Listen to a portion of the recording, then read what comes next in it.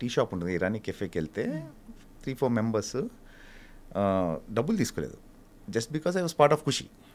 అది Hyderabad based scene బాగా, అంటే కండాలా కాయకూరే, గండిపేట్ జాయింగే, సో వెరీ టిపికల్ హైదరాబాద్ దాంట్లో ఉంటుంది, స్లాంగ్లో ఉంటుంది అది.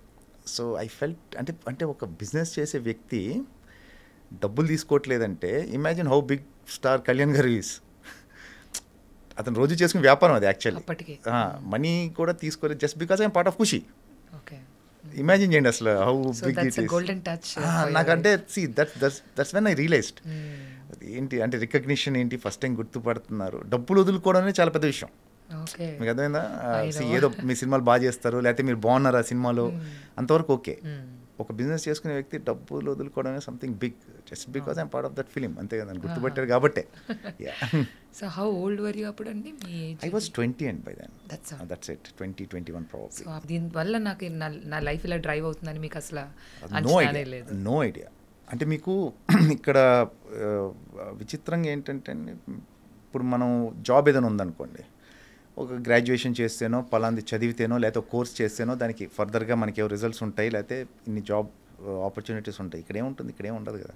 C unless until you don't discover yourself, అసలు నీకు టాలెంట్ ఉందా లేదా అని కనుక్కోవాలి ఫస్ట్, నీకు నువ్వు కనుక్కోవాలి. మిగతా సంగతి తర్వాత, మిగతా వేరే వాళ్ళు చూస్తున్నారా లేదా తర్వాత సంగతి. ఎందుకంటే సి ఎవ్రీవన్ హ్యాస్ దేర్ పనులు ఉంటే ఫస్ట్ నీకు తెలియాలి అసలు నీకు టాలెంట్ ఉందా, నీకు పొటెన్షియల్ ఉందా, నువ్వు రియలైజ్ అవ్వాలి. See once you realise that, దాని తర్వాత ఏమవుతుందంటే ఆపర్చునిటీ రావాలి. సరే ఆపర్చునిటీ వచ్చిందనుకుంటే చేసేసాం మనం, అది డైరెక్టర్ నచ్చాలి, అది ఎడిటింగ్లో ఉండాలి. So it has to come, రావాలి మళ్ళీ. నేను ఒక ఫిలిం చేశాను అప్పట్లో, ఒక రాజు ఒక రాణి అని చెప్పి రవితేజ గారి film. There's one small sequence, bikes ఒకటి ఉంటుంది, యోగి గారు డైరెక్టర్. నేను సత్యం థియేటర్ ఫ్రెండ్స్ని కూడా తీసుకెళ్ళాను. సో సినిమా చూస్తున్నాం, అప్పుడే కొత్త కదా, సో సినిమా చూస్తున్నాం, అందరిని పట్టుకెళ్ళి కూర్చొని నా సీన్ కోసం వెయిట్ చేస్తున్నాను.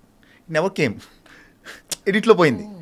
See, then I realized, see, it's not that మనం చేస్తే కాదు, see, there are so many things after that. అది ఎడిట్లో ఉండాలి, తర్వాత మనకి అంటే నెంబర్ ఆఫ్ థింగ్స్ కలిస్తే కానీ ఒక యాక్టర్ పేరు రాదు. So fortunate enough, part of good films, work with good directors. So అన్నీ కలిసి రావాలి, చాలా కలిసి రావాలి. Talent has alternate, talent has option. మీకు టాలెంట్ బోల్డ్ మంది ఉన్నారు, అసలు ఒకళ్ళిద్దరు కాదు. నేను ఎప్పుడైతే keep on telling that, talent చాలా ఆప్షన్స్ ఉంటాయి. Your relations, your behaviour, your attitude means a lot, అంతే. గ్రేట్. అయితే మీరు చెప్పిన మాట అయితే అన్నిట్లో వర్తిస్తుందని everywhere. See profession might be అటు ఇటు డిఫరెంట్ ఉండొచ్చు, కానీ it's all the same. So మీలాగా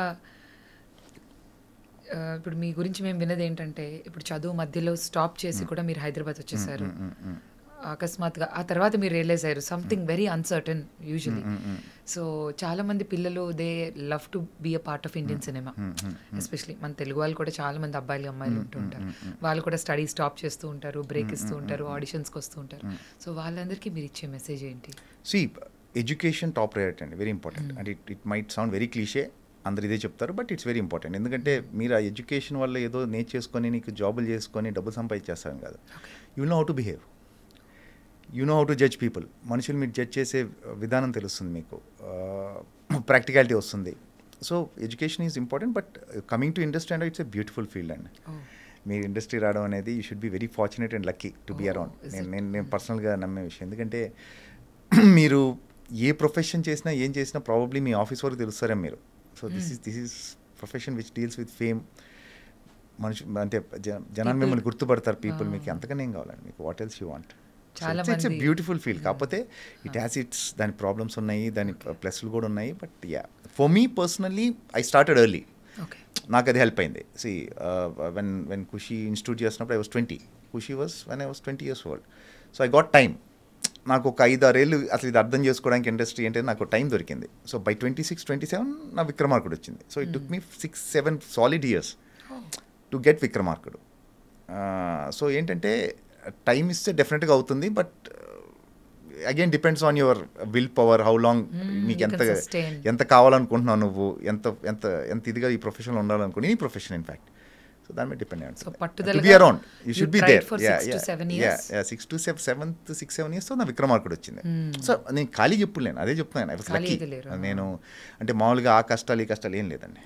I want to be very honest and open. నాకు ఖుషి అయిపోయింది, ఖుషి అవ్వగానే ఒక్కడు, వర్షం, వరుసగా నాకు సినిమాలు ఏదోటి అంటే నా రోల్స్ పెద్దగా చిన్న పక్కన పెట్టేస్తే నేను వర్క్ చేస్తూనే ఉన్నాను కంటిన్యూస్గా. ఓకే, పేరు వచ్చింది బాగా ఖుషి తర్వాత. అతనొక్కడే సురేందర్ రెడ్డి గారు సినిమా ఒకటి బాగా పేరు వచ్చిందండి, పెద్ద బాబు అని చెప్పేసి పరచూరు మురళి గారు డైరెక్ట్ చేశారు. So it was gradual, but Vikramarkudu was ఇంకా రాజమౌళి గారి సినిమా వాజ్ మంచి. మీరు అప్పుడు ఆయన్ని పట్టుకుని నాకు ఇస్తే గానీ అన్నట్టుగా పట్టువదలు విక్రమార్కుడు లాగే.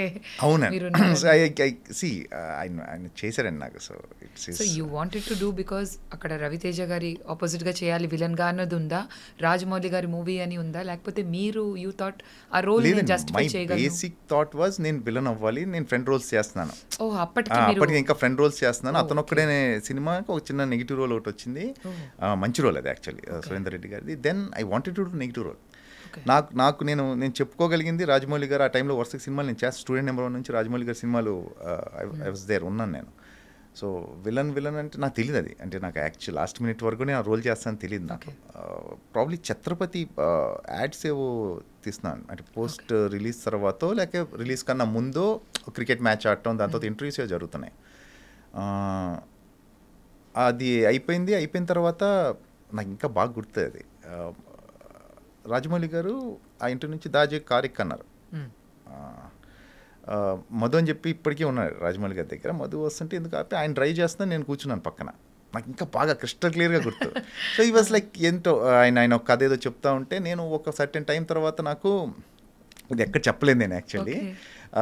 ఇంకో క్యారెక్టర్ ఒకటి ఉంటుంది, రవితేజ చంపేస్తాడు బావుజీ వాళ్ళ కొడుకు క్యారెక్టర్, నెక్ బెల్ట్ పెట్టి. సర్లే మనకి ఈ క్యారెక్టర్ అనుకుంటా సెట్ అయిపోయిందిలే, ఇంకే అంటే మంచి క్యారెక్టర్ అది.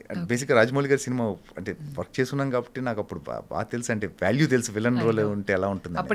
అప్పటికే సయ్యి, ఛత్రపతి, కాటరాజు, సుప్రీతికి సైర్ ఇవన్నీ కూడా చేస్తున్నా కాబట్టి ఒక విలన్ రోల్ పెడితే బాగుంటుంది రాజమౌళి గారి సినిమాలో అనేది తెలుసు, దాని వాల్యూ తెలుసు నాకు.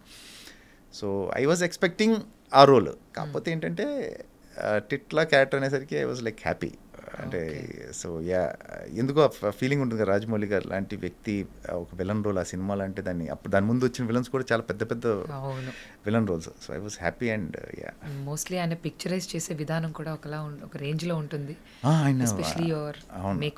అవునండి, మొత్తం అసలు అంటే రమ గారు కానివ్వండి, అది చాలా డీటెయిల్స్, చాలా టైం తీసుకున్నారు అది. అంటే 2-3 days లుక్ సెట్ అవ్వడానికి టైం పట్టింది. ఇంకా ఆయన చెప్పేదే ఉందండి రాజమౌళి గారి. సో టిట్లా ఎఫెక్ట్ అయితే ఇప్పటికీ మాకు మీ అజయ్ అనగానే మాకు టిట్లా అనే పేరే ఎక్కువ. ఆల్మోస్ట్ నాకు తెలిసి ఒక 18-19 years అయిపోయింది అనుకుంటాను. టిట్లా వచ్చి 2005 సమ్వేర్ అరౌండ్. ఇప్పటికీ టిట్లా అంటే సీదా ఇంపాక్ట్ చూడండి, అంటే ఆయన నాకు ఇచ్చిన క్యారెక్టర్ ఎలాంటిదో చూడండి. ఇంకా అసలు అంటే ఇన్నేళ్ళకి కూడా ఇంకా టిట్లా అంటున్నారంటే. దాని తర్వాత మీ జర్నీ ఎలా, what was the change, transformation? దాని తర్వాత the problem with Titla is నేను అనుకుంది, నాకు బాగా పేరు వచ్చింది, I made lot of money out of Titla character వల్లే నాకు కెరియర్ ఫామ్ అయింది, అంతా ఓకే. కాకపోతే నాకు ఒక టైం తర్వాత అంటే ఇమ్మీడియట్గానే చాలా ఇంక దీనికన్నా మెనసింగ్ ఏముంటాను నేను, దీనికన్నా విలనే ఉంటుంది. అన్లెస్ అంటిల్ ఆ టైంలో చాలా మెనసింగ్ విలన్ క్యారెక్టరైజేషన్ అది, దానికన్నా నేను భయపెడతాను. సో ఐ థాట్ ఎక్కడో షిఫ్ట్ అవ్వాలి మెల్లగా, అంటే అన్ని క్యారెక్టర్స్ చేసే పరిస్థితి రావాలి. ఇప్పుడు యాజ్ ఎ విలన్ మీరు చేస్తున్నప్పుడు మీకు బాడీ ఉన్నంత వరకు, ఏజ్ ఉన్నంత వరకు okay. You have to be around. When it goes off like age పెరిగే కొద్దీ మీ బాడీ అంతా కూడా దాని లోపల మీరు క్యారెక్టర్ యాక్టర్గా ట్రాన్స్ఫార్మ్ అయిపోవాలి. So that was my plan. Vikramarkudu ఆ టైంలో కొంచెం బాడీ విగ్రహం అంతా సాలిడ్గా ఉంది కాబట్టి అది okay, it goes after it's been 19-20 years now. So దీన్ని ఎట్లా చేయాలనే దాంట్లో మెల్లగా పాజిటివ్ రోల్స్ చేయడం, ఇష్క్ వచ్చిన తర్వాత విక్రమ్, థ్యాంక్స్ టు విక్రమ్, ఇష్క్ రావడంతో అగైన్ ఒక బ్రదర్ రోల్ ఒక అలా వెళ్ళిపోయింది ఇంకా అసలు కెరియర్. అసలు హ్యూజ్ ట్రాన్స్ఫర్మేషన్. అసలు అలా యాక్సెప్ట్ చేసిన ఒక పర్సన్ని ఇష్క్లో brother role, that is also అందులో చిన్న విటీ క్యారెక్టర్ ఉన్నప్పటికీ వెరీ కన్విన్సింగ్.